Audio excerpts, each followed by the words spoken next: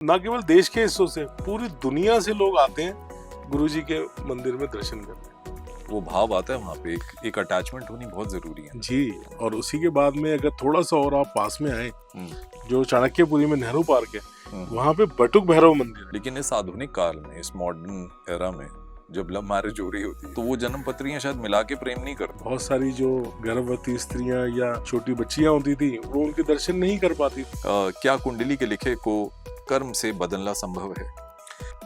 ये बड़े इंपॉर्टेंट है। अब कैसे इंपॉर्टेंट, देखिए नाड़ी। तुम्हारी कुंडली में ऐसे स्टार्स है ही नहीं कि तुम रवि शास्त्री बन जाओ।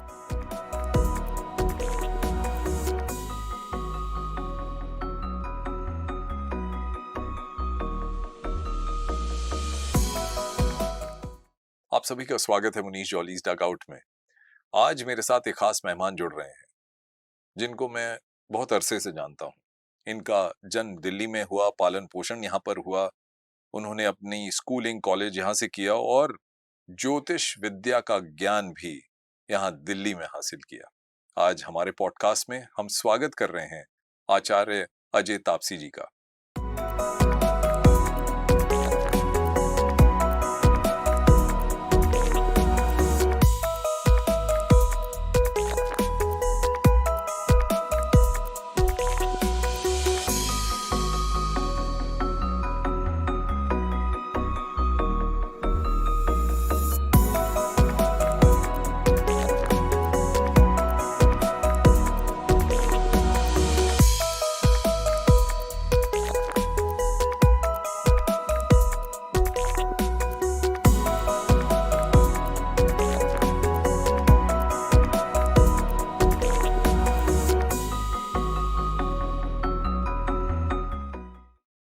स्वागत है आपका।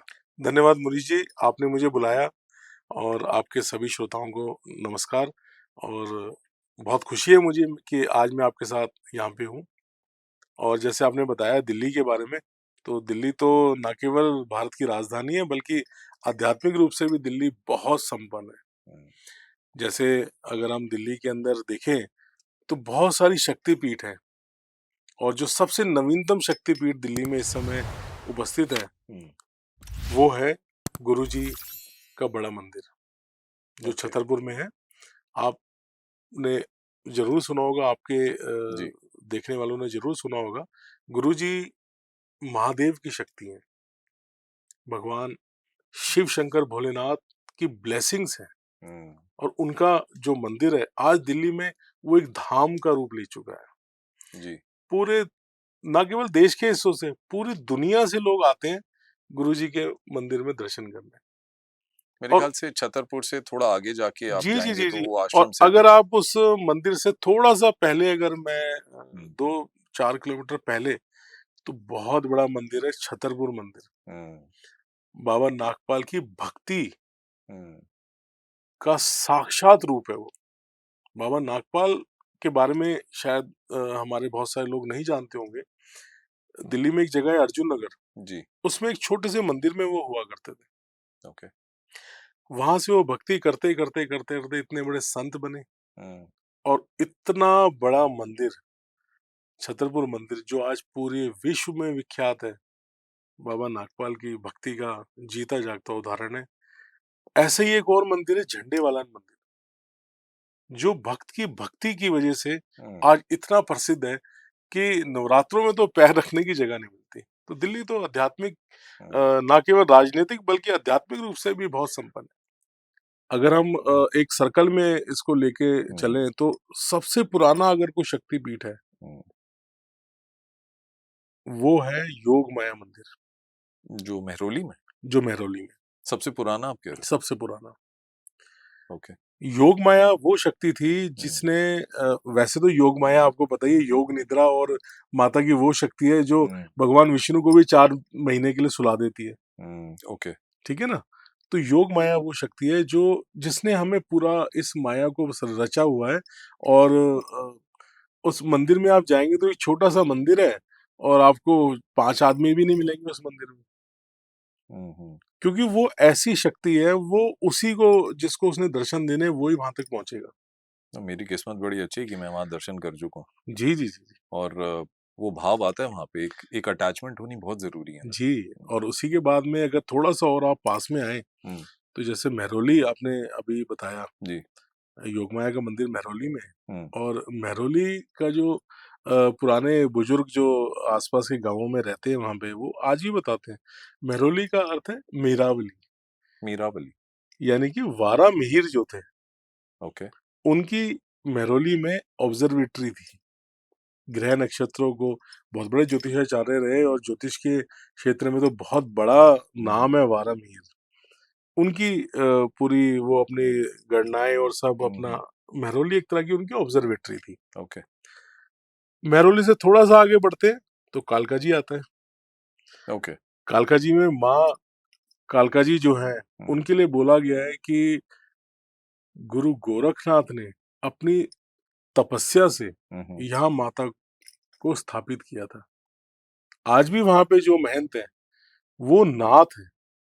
ओके, जैसे आपने यूपी के जो सीएम हैं, योगी आदित्यनाथ, ये उसी नाथ संप्रदाय से हैं। और आज भी जो दिल्ली में मंदिर है कालका जी का, ये हुँ, नाथ संप्रदाय का मंदिर है। इसके बारे में बताया गया है, ये भी हज़ारों साल पुराना है। ओके, फिर थोड़ा और आगे चलते हैं, यमुना जी की तरफ चलते हैं, तो मरघट वाले हनुमान जी का मंदिर आता है।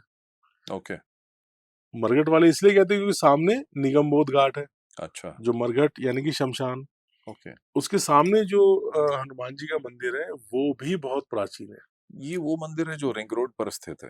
ओके, जी, जी, जी, जी। ओके, बहुत प्राचीन मंदिर है। अच्छा, हाँ, बीच में एक मंदिर छूट गया, वो पुराने किले के हमारे जो भैरव जी का मंदिर है। जी, अब भैरव जी का देखिए, जब इनको स्थापित किया गया, पहले तो खांडोप्रस्थ था। हुँ, जब इनको मिला पांडवों को, तो उन्होंने इसको बहुत सुंदर शहर बनाया जिसका नाम इंद्रप्रस्थ रखा। हुँ, तो उस समय युधिष्ठिर ने माता कुंती से बोला कि इस जगह के नगर देव, नगर देवी कौन है? हुँ, तो फिर उन्होंने कृष्ण जी से पूछा, तो उस समय उन्होंने बताया कि इस जगह के नगर देव जो हैं, वो भैरव जी हैं। ओके, तो उन्होंने अपने इंद्रप्रस्थ में जो उनका महल था, वहाँ पे भैरव जी की स्थापना की, वो मंदिर आज भी पुराने किले में बहुत मानता है उस मंदिर बहुत की। मानते हैं। और अच्छा, ऐसे ऐसे ही एक मंदिर बड़ी और भी है। इंटरेस्टिंग बात है जी, कि जब वो मंदिर स्थापित हो गया, तो क्योंकि भैरव जी तो उग्र देव हैं, हुँ, तो बहुत सारी जो गर्भवती स्त्रियाँ या छोटी बच्चियाँ होती थी, वो उनके दर्शन नहीं कर पाती थी। तो उन्होंने माता कुंती को बोला कि ऐसी-ऐसी समस्या है। तो उन्होंने फिर भगवान कृष्ण से पूछा, तो उन्होंने फिर एक बाल रूप भैरव जी का हुँ, नेहरू पार्क में, जो चाणक्यपुरी में नेहरू पार्क है, हुँ, हुँ, वहाँ पे बटुक भैरव मंदिर है। जी, वो बाल रूप वहाँ पे स्थापित किया गया। ओके। और ये थोड़ा-सा, पांडव काल में ही ये ये सब मंदिर पांडव स्थापित काल के हैं, ये सब पांडव काल के। हमारे दिल्ली की जो आज भी लोकोक्तियाँ हैं, लोक कथाएँ हैं, हुँ, उनमें ये सब बातों का वर्णन है। ओके, अब लोग क्योंकि इतना नहीं समझते उन चीज़ों को, आपस में एक, जैसे आपने बताया कि कनेक्ट नहीं होते लोग, आपस में मिलते-जुलते नहीं हैं, हुँ, तो इसलिए वो बातें अब धीरे-धीरे पीछे होती जा रही हैं। फिर थोड़ा-सा आगे बढ़ते हैं, पालम की तरफ आते हैं, हुँ, तो दादा देव जी का मंदिर है। अब दादा देव जी कौन थे? ये माना जाता है राजस्थान में ये लोग रहते थे, वहाँ पे पानी की बड़ी समस्या थी। ओके, तो दादा देव जी उस गाँव के एक संत थे जो एक पत्थर पे बैठ के अपनी पूजा भक्ति करते थे। तो वो पूरे हो चुके थे, उनका समय पूरा हो चुका था, वो हुँ, हुँ, स्वर्ग चले गए थे। हुँ, हुँ, तो फिर सबने कहा कि चलो यहाँ से चलते हैं, लेकिन जाएँगे कहाँ? तो उन्होंने एक उस शिला को, जिस शिला पे बैठ के वो पूजा करते थे, तपस्या करते थे, उसको उन्होंने अपना रखा एक गाड़ी में, और सारे गाँव वाले अपने चल दिए। जब वो दिल्ली पहुँचे, पालम, तो जो शिला थी, वो अपने आप ही गाड़ी से गिर गई। अच्छा, तो ये संकेत आया कि यहीं पे हमें अपना स्थान बनाना चाहिए। तो यहाँ पे वो सभी लोग अपना आके रहने लगे, और दादा देव जी का मंदिर यहाँ पे उन्होंने बनाया।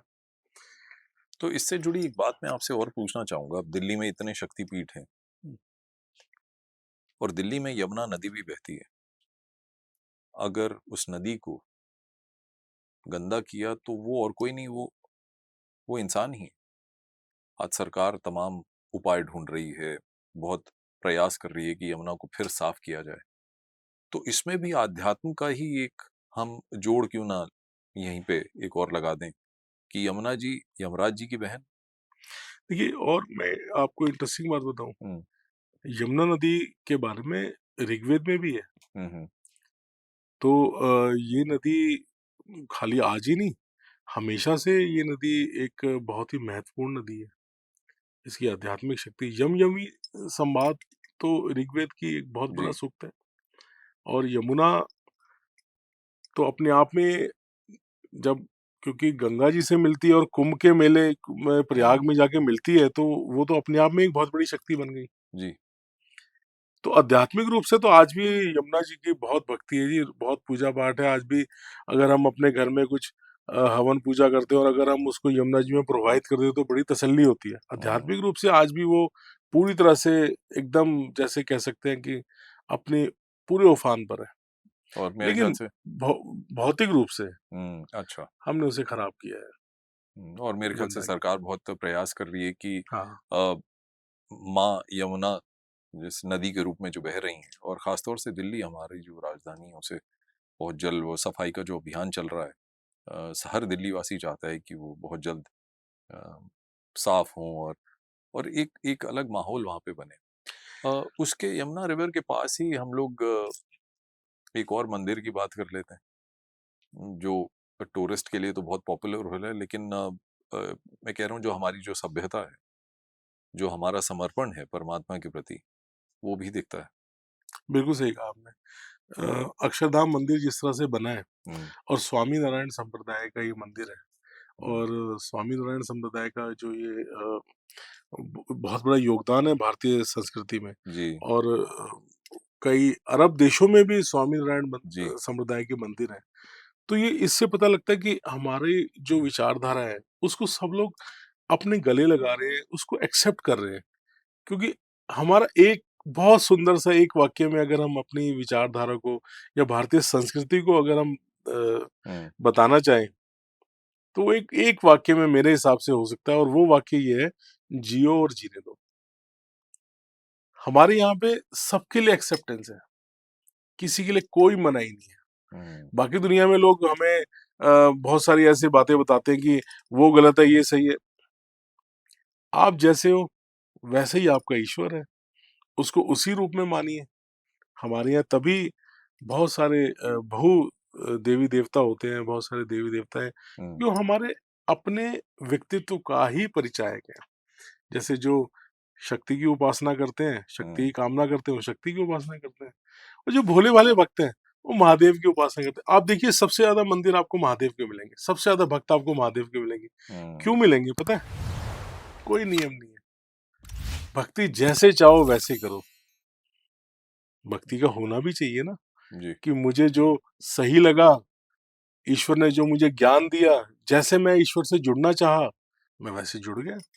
कुछ भी नहीं है मेरे पास, जल चढ़ा दिया। आपके ही अ, विद्या से अब जुड़ी बात करते हैं। जनपत्रियों का एक शादी के वक़्त मिलना कुछ लोग समझते हैं कि बहुत ज़रूरी है। लेकिन इस आधुनिक काल में, इस मॉडर्न एरा में जब लव मैरिज हो रही होती है, तो दोनों जो प्रेमी होते हैं, अगर मैं इस तरीके से रखूँ बात को, तो वो जन्मपत्रियाँ शायद मिला के प्रेम नहीं करते। तो प्रेम भी क्या जन्मपत्री मिला के करना चाहिए? क्यों जब एक एक इंसान दूसरे को पसंद करता है, फिर जन्मपत्री की तरफ वो भागते हैं, पहले नहीं जाते? देखिए, बहुत बहुत अच्छी बात आपने पूछी है। और मुनि जी, मैं तो ये कहूँगा, ये एक ऐसा विषय है, इसके बारे में सबको पता होना चाहिए। ओके। पहले इसको हम 2 भागों में बाँट के इस पे बात करते हैं। पहला भाग ये है कि जन्मपत्री मिलाने का क्या क्राइटेरिया है। हम कहते हैं कुंडली मिलान, जी, क्या क्राइटेरिया है ना? बताइए? सब लोग बोलते हैं कुंडली मिलान। अब वो जैसे सिंपली मिलाते हैं, तो वो हुँ, कहते हैं इतने गुण मिले हैं, ये है, वो है। जी, उसके पीछे एक बहुत बड़ा वैज्ञानिक आधार है, एक तर्क है। उसके अंदर 8 हमारे अलग-अलग, अलग-अलग 8 हमारे कूट होते हैं, जिसे पैरामीटर्स कह सकते हैं, पैरामीटर्स मॉडर्न कह एरा सकते के हैं। जी, जी, जी, यंगस्टर्स भी जी, होंगे जी। तो वो जी, समझ जी, सकते हैं, जी। जिनको हम हुँ, पैरामीटर्स कह सकते हैं। उसके अंदर से 3 बहुत इम्पोर्टेंट होते हैं। ओके, जिनके सर्वाधिक नंबर होते हैं। ओके, ये बहुत जरूरी है, 8 हैं, सुनते हैं। टोटल 8 हैं। हम्म 8 अंक हमें मिलते हैं नाड़ी के, 7 अंक हमें मिलते हैं भकुट के, हम्म और 6 अंक हमें मिलते हैं गण के। ओके।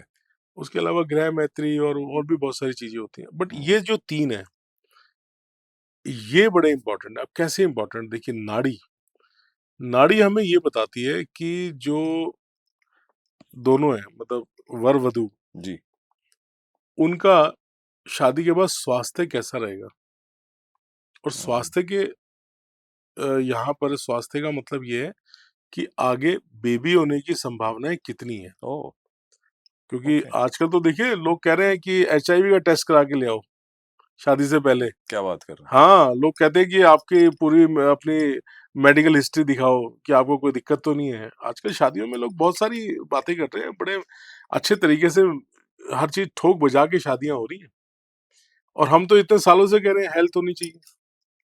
तो मतलब ये तो जिम वालों के लिए तो बड़ी अच्छी खबर है कि आप फिटनेस सर्टिफिकेट लेकर आइए अपना, है ना। हम तो ऑलरेडी दे रहे हैं कि अगर आपकी नाड़ी के अंक अच्छे आ रहे हैं, हम्म नाड़ी आपकी सही से मिल जाती है, हम्म तो आपको स्वास्थ्य संबंधी देखिए, जीवन है, स्वास्थ्य की संबंधित समस्या तो आएंगी, हम्म लेकिन वैवाहिक सुख खराब नहीं होगा, ऐसी समस्याएं नहीं आएंगी। हम्म यानी कि बेबी होने की समस्याएं जो है वो नहीं आएंगी। बेबी आपके, अगर आपका नाड़ी दोष है हम्म।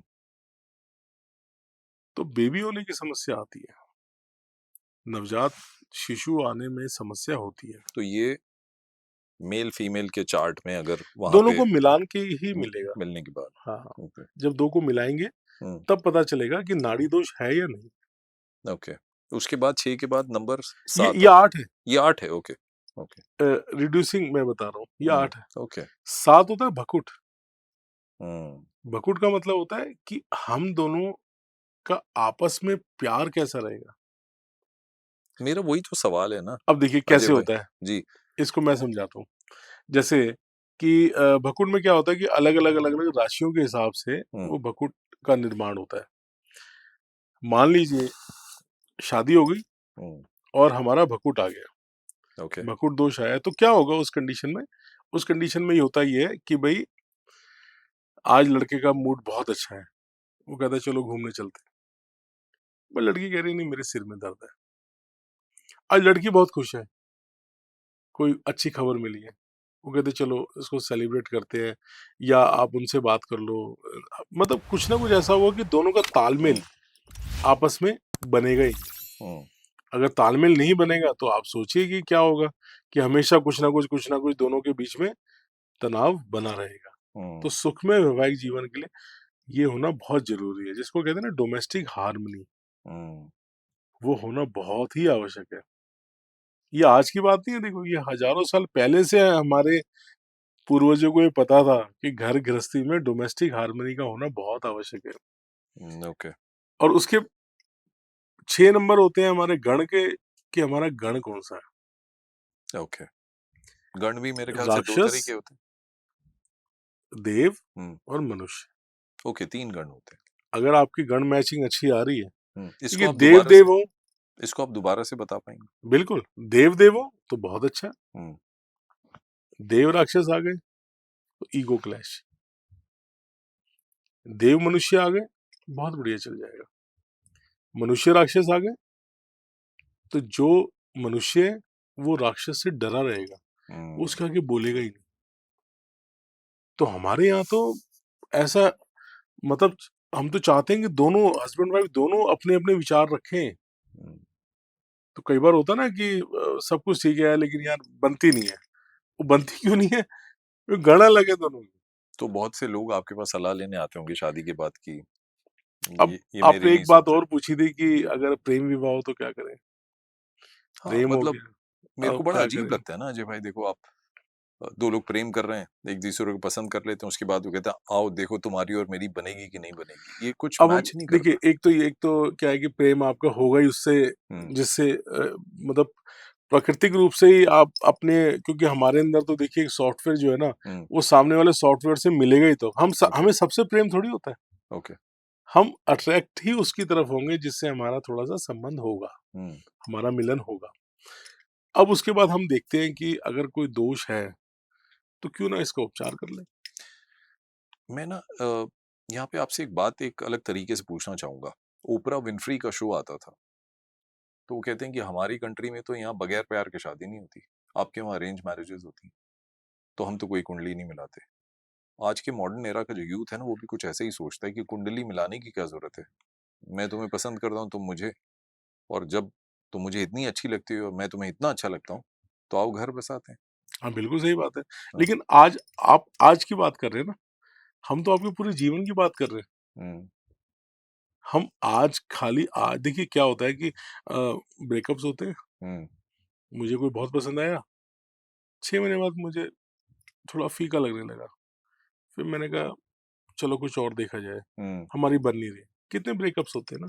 पर आपके लिए आसान होता है ये, कि नहीं, आप 2 ब प्रेमी आ रहे हैं और वो कह रहे हैं कि हम दोनों एक-दूसरे को बहुत पसंद करते हैं, और आप जब देखते हो कि आगे चल के चीज़ें ठीक नहीं होंगी, तो आप उस समय कहते हो आप दोनों के बीच में शायद नहीं, ये हम तनाव उनको रह बड़ा सकता है। साफ-साफ बोलते हैं कि हुँ। अभी ना आप थोड़ा-सा अपनी लाइफ़ को एन्जॉय करो, अभी शादी मत करो। देखो, एन्जॉय स्पष्ट करना पड़ेगा यहाँ पे आपको। एन्जॉय का मतलब ये है कि आप हँसी-खुशी अपने जीवन को जियो, हुँ, शादी मत करो। हुँ, क्योंकि एक समय के जैसे-जैसे हमारी लाइफ़ आगे बढ़ती है, हुँ, तो हमारी जो ग्रहों की दशाएँ हैं, हुँ। वो बदलती रहती हैं। ओके। क्योंकि ग्रह चलायमान है तो मेरे ख़्याल से आपने जो बोला एन्जॉय करो, उसको मैं थोड़ा-सा रिफ़ाइन कर देता हूँ कि आप एक-दूसरे को और परखो थोड़ा-सा, और एक-दूसरे को और परखें जानो। या ये कह लीजिए और हुँ, समय दीजिए, और समय दीजिए। है ना? देखिए कि उसके बाद क्या होगा हुँ, कि वो जब समय आएगा, तो अपने आप ही हमारे व्यवहार में वो परेशानियाँ, तकलीफ़ें आनी शुरू हो जाएँगी। हुँ, बहुत सारे लोगों की जन्म पत्री के मिलान के बिना भी शादियाँ होती हैं और सक्सेसफुल रहती हैं, क्योंकि नेचुरली उनका मिलान होता है। ये तो हम ओके। बता रहे हैं ना आपको, हुँ, अगर आपको नहीं पता, हुँ, तो ये भी तो पॉसिबिलिटी है ना कि आपका सब कुछ सही हो। ओके। मेरे पास कुछ सवाल हैं जिसका मैं बहुत जी, जल्दी से आपसे जी। जवाब जानना चाहूँगा। हाँ या ना में भी आप दे सकते हैं। क्या कुंडली के लिखे को कर्म से बदलना संभव है? कुछ हद तक ओके, वरना कर्म जो है वो प्रधान। हमारा जो मतलब भारतीय सभ्यता में जितने भी हमारे धर्म हैं, हुँ, वो सब कर्म प्रधान है। सब लोग कहते हैं, लेकिन फिर भी कुंडली जो है यहाँ पे कर्म से भी ज़्यादा नहीं, महत्व हो हम जाता नहीं, नहीं देखिए, कुंडली के अंदर आप हम बात करते हैं प्रारब्ध प्रारब्ध की। है। हुँ, प्रारब्ध में भाग्य और कर्म हुँ, दोनों मिलके बनेगा। ओके। आपके भाग्य में है कि कुछ आपको मान लीजिए अचीवमेंट होनी है, हुँ, बट वहाँ तक आपको पहुँचना पड़ेगा ना। मेरे को बहुत साल पहले एक ज्योतिषी ने कहा था, मेरे पिताजी भी साथ में थे, तो मेरी कुंडली देख के उन्होंने कहा था कि तुम्हारी कुंडली में ऐसे स्टार्स है ही नहीं कि तुम रवि शास्त्री बन जाओ। तो मैं उस समय दुखी हो गया कि रवि शास्त्री बहुत अच्छे प्लेयर हैं। सेंचुरीज़ बनाते हैं। ये रवि शास्त्री की एक बहुत बड़ी पर्सनैलिटी है। कुछ चीज़ें आप कहोगे कि नहीं, मैं मनीष जॉली बनना ही ठीक हूँ। ख़ैर, अगले सवाल की तरफ चलते हैं। क्या हमें ज्योतिष भविष्यवाणी को सलाह के रूप में लेना चाहिए या पूर्णतः मान लेना चाहिए? नहीं, नहीं, देखिए ज्योतिष जो है वो सिंपली सलाह ही है, परामर्श है। उसको कभी देखिए मैं इसका रीज़न बता देता हूँ। सेफ हो गए देख आप। नहीं, नहीं सेफ नहीं, मैं इसका हुँ, रीज़न बताता हूँ। हुँ, देखिए ज्योतिष एक बहुत बड़ा शास्त्र है। हुँ, कोई भी पारंगत नहीं हो सकता। हुँ, इंसान से गलतियाँ होती हैं, हमसे भी होती हैं, सबसे होती हैं। हुँ, तो मैं तो सभी से मैं ये कहता हूँ कि भई मेरी बात को ना आप ऐसे कोई पत्थर की लकीर मत मान लो। हुँ, आप सिंपली देखिए कि क्या ये सब चीज़ें हो रही हैं आपके साथ? ओके। अपने व्यवहार में, अपने जैसे मैंने पहले ही कहा आप सर्वे करके देखिए। हुँ, अपने अंदर देखिए कि ये सब चीज़ें मैच हो रही हैं जो मैं बता रहा हूँ। ओके, उसको परामर्श के रूप में ही लीजिए। ओके। अगला सवाल हाँ। पूछता हूँ। अ, कई बार विपरीत ग्रह वाले भी एक-दूसरे के साथ खुश नज़र आते हैं। ऐसा कैसे हो जाता मैंने बताया ना ग्रहों की दशा, है? ओके। अगर हमारी अच्छी दशा चल रही है ग्रहों की, हुँ, आपने देखा ना बहुत सारे लोग बहुत एक समय के अंदर बहुत ऊँचाइयों पे पहुँचते हैं, ठीक है। फिर गुमनाम हो जाते हैं। पर मुझे बताइए, वो जो जन्म कुंडली होती है, जो जन्म के समय बनी, वो ज़्यादा आप लोग एनालिसिस उसका करते हो, या किसी के जीवन में किसी भी ग्रह की महादशा चल रही है उसकी? वो तो जन्म कुंडली से ही आएगी महादशा हुँ, हुँ, और देश काल, वातावरण, परिस्थिति और पात्र, हुँ, ये हमारा सबसे पहला क्राइटेरिया होता है कि कोई हमारे पास आता है, हुँ, तो हम उसके बारे में अब जैसे मान लीजिए अगर कोई हमारे पास छोटा बच्चा आता है, जी, तो उसको हम अगर बोलें कि भई इसका शादी का समय चल रहा है, तो कोई मतलब ही नहीं है, वो तो छोटा बच्चा है। तो हमें ये बताना पड़ेगा कि भई इसके जीवन में अभी क्या चल रहा है। तो हम ये बताएँगे कि भई ठीक है, ये थोड़ा यारी-दोस्तियों में ज़्यादा घूमेगा, तो आप इसका थोड़ा-सा ध्यान रखें, ओके, है ना? कि भई ये गलत ट्रैक पे जा सकता है। ओके, शादी तो नहीं होगी, लेकिन उसका फ़ोकस थोड़ा-सा डाइवर्ट हो सकता है। ओके। अगले सवाल की तरफ आता हुँ, हूँ। क्या ज्योतिष के उपाय हर समस्या का समाधान कर सकते हैं या फिर कुछ समय कोशिश तक? कोशिश कोशिश। आप ज्योतिष शास्त्र का कौन-सा उपाय देते हैं? जो आजकल टोटके बहुत मैं देखता हूँ सोशल मीडिया में आ रहे हैं, कि आप नींबू को ऐसे कर लो या आप प्याज को ऐसे कर लो या आप सात्विक हो जाओ। ख़ैर वो तो एक अच्छा ज्ञान है। लेकिन बड़े तरह के टोटके हम लोग देखते हैं सोशल मीडिया में। तो आप समाधान कैसे दिखाते हो? भक्ति का आप मार्ग दिखाते हो कि आप मंत्रों का जाप करो या पूजा-पाठ या कर्म अपने अच्छे कर लो, किसी का नुकसान ना करो, तो वो कैसे? देखिए, पहली चीज़, ये जितने भी ये सब है ना, ये सब व्यूज़ के लिए है ओके। कि आप नींबू का कर दो, आप मैं तो कभी-कभी हैरान होता हूँ, कुछ लोग ऐसे-ऐसे वो कहते हैं कि आप शराब पिला दो, आप ये कर दो, आप मतलब कुछ भी। मैं सिर्फ़ एक बात बोलता हूँ, हुँ, जितने भी लोग इनके रील्स देख रहे हैं, इनकी हुँ, बातें सुन रहे हैं, हुँ, वो अपने दिमाग पे थोड़ा-सा जोर डालें हुँ, और उनको देख के वो पहले ये सोचें कि इसको कितने दिन का इसके पास एक्सपीरियंस होगा, हुँ, इसका वर्क एक्सपीरियंस कितना होगा। ये सब लोग अभी कुछ दिनों में बस किताब पढ़ के आए हैं, वर्क एक्सपीरियंस इनके पास कुछ नहीं होता। सिर्फ़ वो कुछ रील बनाने के लिए, कुछ तरीके से कुछ बोलने के हुँ। लिए, जैसे होता है ना कि भाव के अगेंस्ट अगर आप जा रहे हैं, जी। तो एकदम नोटिस हो जाएँगे। बड़ी विचित्र सी बातें मैं सुनता हूँ कि आप नींबू सराने के नीचे रख के सो लीजिए। और ना ज़्यादातर ये जो टोटके होते हैं ना, जी। मैं तो लोगों को मना करता हूँ, कभी नहीं करने चाहिए। हुँ, अच्छे ज्योतिषाचार्य से अपनी कुंडली दिखवाओ, समस्या का समाधान पूछो, हुँ, क्योंकि ये जो टोटके हैं ना, ये नुकसान भी कर सकते हैं आपको। ओके। मान लीजिए किसी का अ, कोई ग्रह ऐसा है, जैसे मान लीजिए किसी का शुक्र ग्रह बहुत अच्छा है हुँ, और वो रोज़ नींबू रख के तकिए के नीचे और उसको फेंक रहा है, हुँ, तो उसका शुक्र कमज़ोर हो जाएगा, ओके। तो वो उसके लिए नुकसानदायक होगा फिर। ऐसे किसी का शनि जो है, वो हुँ, ऑलरेडी नेगेटिव है, ओके। वो शराब का कोई उपाय करने लगेगा, तो उसको नुकसान हो सकता है। मंगल को जन्मे मंगल ही करते, जय वीर हनुमान।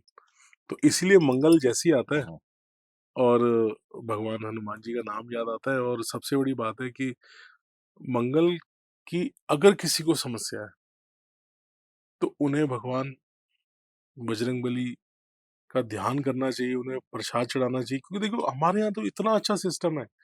ज्योतिष और हमारा दैनिक जीवन इतना आपस में मिला-जुला है कि हम उसको अलग कर ही नहीं सकते। अब हनुमान जी को आप कैसे अ, उनके बारे में बताना चाहेंगे? आपने कहा कि मंगल अगर परेशान कर रहा है तो हनुमान जी की पूजा करो। तो मेरे गुरुजन और जो भी गाइड्स हैं मेरे स्पिरिचुअल, वो कहते हैं आप क्या आप हनुमान जी की तरह बन सकते हो? जो क्वालिटीज़ उनके अंदर है, त्याग, समर्पण, उद्देश्य है, लक्ष्य हासिल करना, मुश्किल से मुश्किल काम करने के लिए हमेशा आगे रहना। ये सब क्वालिटीज़ हनुमान जी ही सिखाते हैं हम सबको, उनकी जो जर्नी रही है। और आज भी वो इस ब्रह्मांड में हैं और हमारी बात भी सुन रहे हैं। देखिए, सुंदरकांड, हुँ, हुँ। वो महिमा है हनुमान जी की। ओके। हनुमान जी भक्त हैं, भगवान श्री राम के। तो भक्त की महिमा सुंदरकांड, और आज भी आप पूरे भारत में देखिए, हनुमान जी के मंदिर भगवान राम से भी ज़्यादा होंगे। हमारा समर्पण, ओके।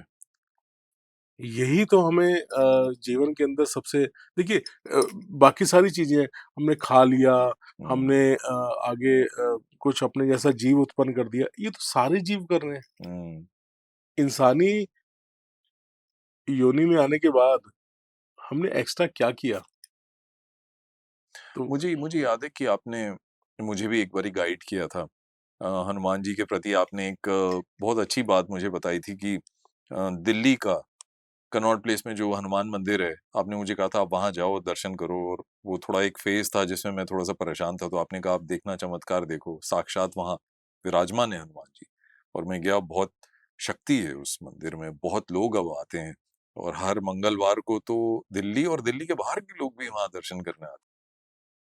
तो अजय भाई, अभी तो बहुत समय हो गया, ये तो बहुत बड़ा टॉपिक है, लेकिन हम चाहेंगे कि आप फिर हमारे पॉडकास्ट में आएं, और हम अपने श्रोताओं से भी, हमारे लिसनर्स, हमारे व्यूअर्स, हमारे फॉलोअर्स, सबसे ये रिक्वेस्ट करेंगे कि आप अगर एस्ट्रोलॉजी से जुड़ी कोई बात पूछना चाहें या किसी टॉपिक पे आप डिस्कशन चाहें, तो वो आप हमें लिखकर भेज सकते हैं।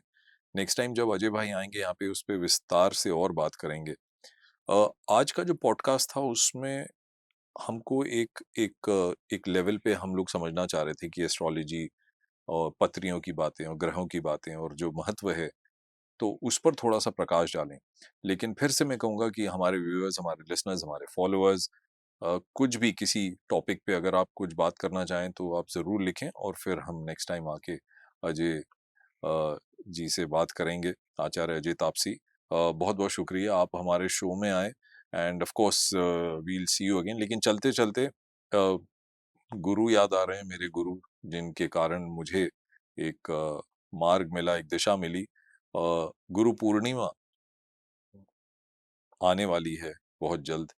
चलते चलते आपके भाव उस पर जानते हैं, और फिर हम लोगों से विदा लेंगे। बड़ी अच्छी बात आपने बोली। और आषाढ़ मास जब पूर्ण होता है ना, हम्म गुप्त विद्याओं का ये समय है, और आषाढ़ मास जब पूर्ण होता है, हम्म यानी कि सावन शुरू होने से पहले की जो जी पूर्णिमा है, वो गुरु पूर्णिमा के रूप में मनाई जाती है। और सबसे पहले हमारे गुरु होते हैं हमारे माता पिता, ओके हमारे बड़े भाई बहन, जो हमें जीवन में सिखाते हैं। हम्म उसके बाद फिर हमारे स्कूल में जैसे जैसे जैसे जो जो हमें कुछ सिखाते जाते हैं।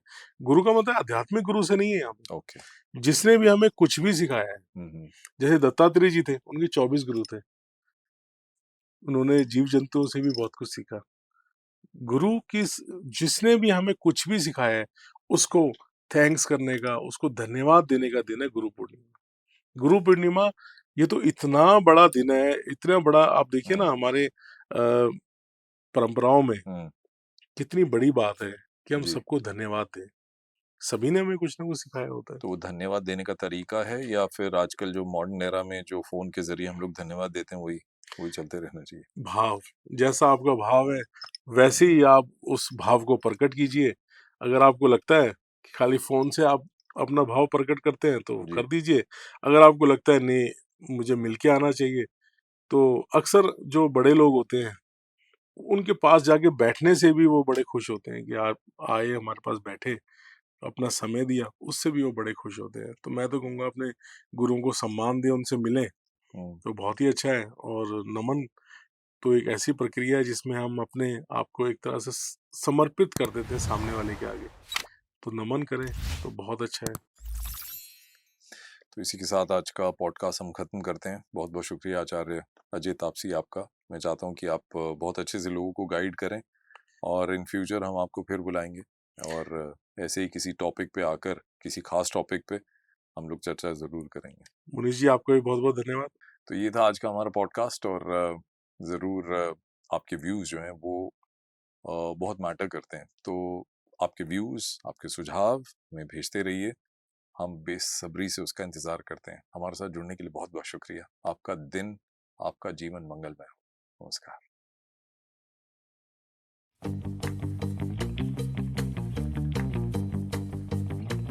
आप पता है मुनीष जी, आपको चाय की एक बात बताऊँ। देखो, ये तो बढ़िया है कि चाय तो पीनी चाहिए। ये पीनी जैसे चाहिए, मल्टीविटामिन होता है ना, चाय पीनी चाहिए। हाँ, चाय पीनी चाहिए। जैसे मल्टीविटामिन होता है ना, चाय जो है ये नवग्रहों का मल्टीविटामिन है। अब कैसे नवग्रहों का मल्टीविटामिन है? देखिए, इसमें जल है, चंद्रमा, ओके चीनी है, शुक्र, ओके चाय की पत्ती, राहु, मंगल पे गरम की अग्नि, और प्यार से पी रहे तो बृहस्पति स्ट्रॉन्ग हो जाएगा। बृहस्पति कैसे स्ट्रॉन्ग होता है? क्योंकि हम चर्चा करके पिएंगे, ओके आध्यात्मिक चर्चा करते हुए पिएंगे तो बृहस्पति स्ट्रॉन्ग हो जाएगा। पॉलिटिकल चर्चा करते हुए पिएंगे तो साथ में सूर्य भी स्ट्रॉन्ग हो जाएगा। कौन रह गया अभी स्ट्रॉन्ग होना? अब शनि रह गया। शनि और सोम रह गया। और शनि आपने चाय पिलाई है तो वैसे ही दान हो गया। शनि अच्छा शनि भी ठीक हो। सोम रह गए उनको क्यों? सोम का तो दूध आ गया ना। ओके तो चाय पीनी चाहिए। चाय पीनी चाहिए, तो मल्टीविटामिन आप है। अगर चीनी नहीं पी रहे हो तो शुक्र आप खराब कर रहे हो, शुक्र आपका कमजोर हो जाएगा। कमजोर हो जाएगा। तो चीनी पीनी है। चीनी पीनी चाहिए। इवन बृहस्पति भी हमारा मीठा स्वाद बृहस्पति से भी आता है। तभी वो बृहस्पति को व्रत रखते हैं, बृहस्पति के दिन तो मीठा ही खाते हैं। मीठा ही खाते मंगल को भी मीठा ही हैं। अच्छा, व्रत तो हमारे सारे मीठे ही होते हैं। नमक का व्रत है, क्योंकि हम तो मीठा व्रत हैं। मीठा हमारे मीठे का मतलब है कि हमारे जीवन में मिठास यानी कि खुशियाँ। तो व्रत में मीठा खाते हैं, कोई भी व्रत होगा। तो एक इंसान का व्यवहार भी किसी मतलब मुस्कुराना, मीठा बोलना, या वो भी किसी ग्रह को और बेहतर बनाता है? देखिए, अगर आपके लगन में केतु है तो थोड़ा सा व्यवहार में ना आप व्यवहार कुशल नहीं होंगे, क्योंकि आपने सामने वाले को बता दोगे कि क्या तुम्हारे में कमी है, क्योंकि केतु तो परफेक्शन लाता है ना। ऐसे अगर किसी के लगन में सूर्य और बुध है, बुध आदित्य योग बना हुआ है, इतनी मीठी बातें करेंगे, इतनी लच्छेदार बातें करेंगे, सामने वाला वैसे ही कुछ। तो बुद्धादित्य योग तो बगैर उसका तो कॉम्बिनेशन बड़े तरीके से होता है। लगन में होता तो ज्यादा फायदा मिलता, क्योंकि आपकी पर्सनैलिटी में इनबिल्ट हो जाता। तो केतु लगन में आप मुझे क्यों बता रहे नहीं नहीं, इन जनरल बता रहे हैं, हैं? मुझे क्यों बता रहे परफेक्शन की। परफेक्शनिस्ट जो परफेक्शनिस्ट लोग होते हैं हैं? उनका होता है। केतु लगन में मुझे क्यों बता राज की बात, राज को राज रहने दो। रहे हैं?